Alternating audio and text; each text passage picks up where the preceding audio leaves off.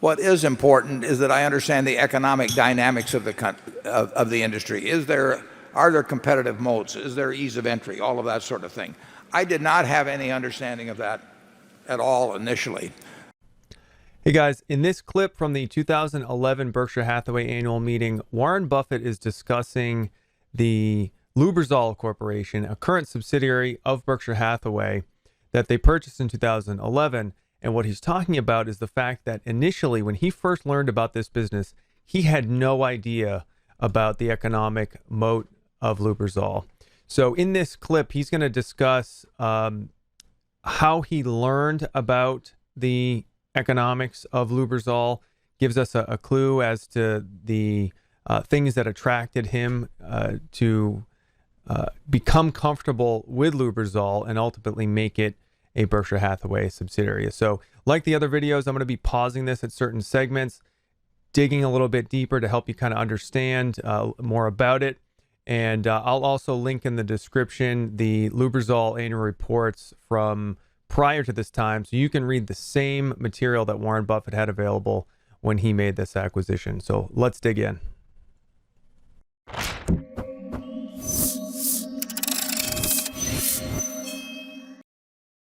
Short period of time after Dave's discussion with Lubrizol's CEO, you, quote, quickly warmed to the idea. Please clarify what caused you to, quote, warm to the idea so quickly. If this didn't strike you as being a great business at first glance, what changed? And what was David Sokol's role in convincing you? Yeah, it struck me as a business I didn't know anything about initially. You're talking about petroleum additives. I never would understand the chemistry of it, but that's not necessarily vital. What is important is that I understand the economic dynamics of the industry. Are there competitive moats? Is there ease of entry? All of that sort of thing. I did not have any understanding of that at all initially. So the first thing that you should pick up here, which is really interesting, which is Buffett was saying that his initial thought pattern was, I don't know anything about the chemical additives business, the product. And so he's talked about this before, separating the product from the economics. And what's interesting to me is that can perhaps act as a filter of sorts, a negative filter, in the sense that if we initially look at a business, we say, oh, hey, that's a chemical company. I don't know anything about chemicals. Pick any industry. This can happen to you. I'm subject to it. And clearly Buffett is as well, where it quickly goes into his too hard pile and he moves on. This is an interesting case because David Sokol, a lieutenant at the time, whole other story, brought this idea to Buffett. And so Sokol was persistent in showing Buffett the attractive economic attributes of Lubrizol. And Buffett goes on to talk about the difference between product versus the economics. And you hear him talk about competitive moats and ease of entry and all of that, and really start to get an insight into his thought process to say, does this business have a durable competitive advantage? Am I interested in it beyond just the product itself? Which I later confirmed in a lunch when James Hamburg came out here on February 8th. But it was the same thing. I thought and I still feel, I thought I got a good understanding of industry dynamics and how the business had developed over time, what the role of oil companies was and would be in relation to a chemicals additive. The oil companies are the biggest customers. They sell base oil to a Lubrizol, but they are the big customers, and they have gotten out of the business to quite a degree, although there's two of them left in it. So this industry had consolidated over time. The big thing to take away here is Buffett's understanding of how the industry had developed over time. And I think this is very important. So many investors don't have a full understanding of where a business has come from, and therefore don't have a full grasp of where it is going or is likely to go. So reading 10 years of annual reports or more if you can get your hands on them, understanding how all of the players work together, interact, why in this case the big oil companies got out of the additives industry. All of those things are important to understand how a business fits into the whole. Buffett in this next clip is going to talk about how he thinks about basically trying to kill a business. He's going to talk about See's Candy, and he's going to talk about Coca-Cola as well, and give himself an imaginary amount of money and say, how could I hurt this business? And in the case of all of those businesses, the answer is I can't. That's an indication that the business has a competitive moat. So let's take a listen. I looked at the question of ease of entry. Every time I look at a business, when we bought See's Candy in 1972, I said to myself, if I had $100 million and I wanted to go in and take on See's Candy, could I do it? And I came to the conclusion, no, so we bought See's Candy. If the answer had been yes, we wouldn't have done it.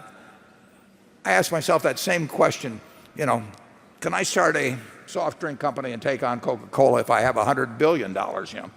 Richard Branson tried it some years ago in something called Virgin Cola. The brand is supposed to be a promise. I'm not sure that that's exactly the promise you want to get if you buy a soft drink, but in any event, I felt after my conversation with Dave, subject to a second conversation with James Hambrick, but covering the same ground, that it's not impossible at all for people to enter this business. But in terms of the service and the relatively low cost of what Lubrizol brings to the party, and in terms of people trying to break into a market and take them on, and it's not a huge market. It's probably only a $10 billion market overall. Here's another really important point, and it's sort of counterintuitive. Buffett says that it's not a very big market overall, and he's talking about the additives market, which he estimates at about $10 billion a year. Why this is important is sometimes the lack of a huge market can actually create a business moat, and that's the case with Lubrizol.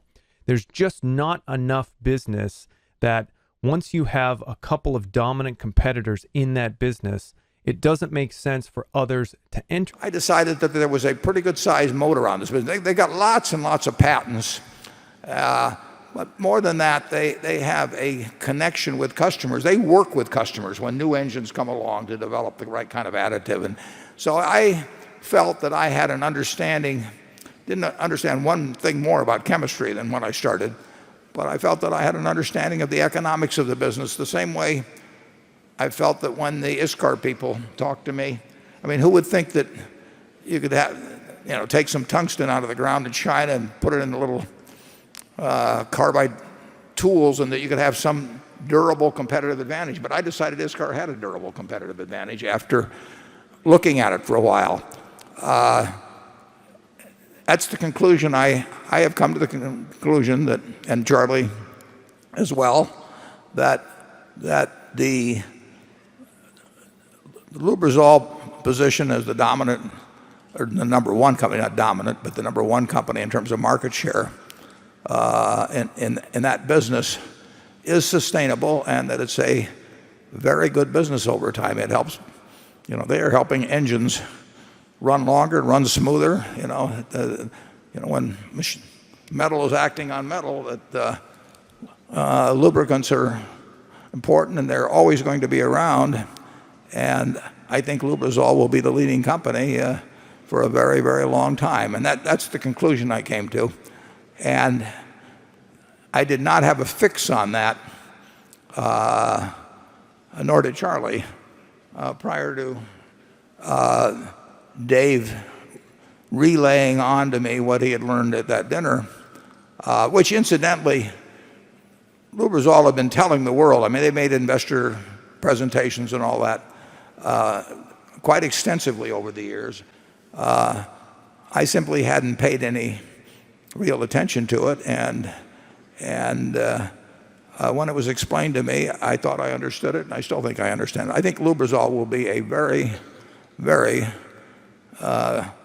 good addition to Berkshire, and I saw James Hamburg just yesterday, and despite the turmoil around this, they are very enthused about becoming part of Berkshire, that they regard it as the ideal home.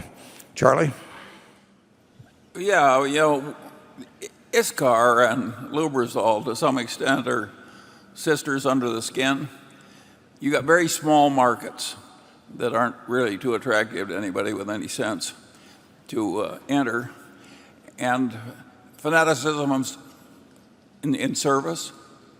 So if you have any more like that, why, please give Warren a call. So that's it for this video. I'm going to be trying to take the Berkshire Hathaway annual meeting question and answers, digging a little bit deeper like this.